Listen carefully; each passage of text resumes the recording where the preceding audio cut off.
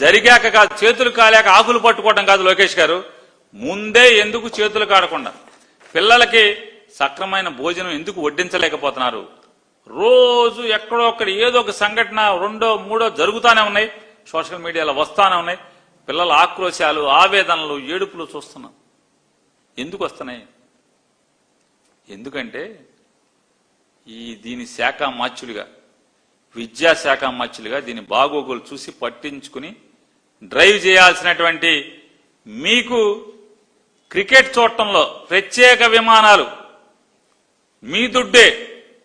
మీరన్నారు నా దుడ్డుతో వెళ్ళాను, నా టికెట్ దుడ్డు నాది, నాది దుడ్డు అని ఏదో పెట్టారు కదా.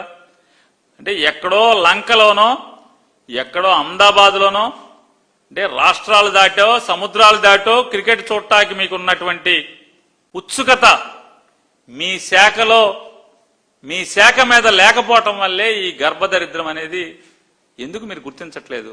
మీకెవడో చెప్పేవాడు ఎందుకు లేడు?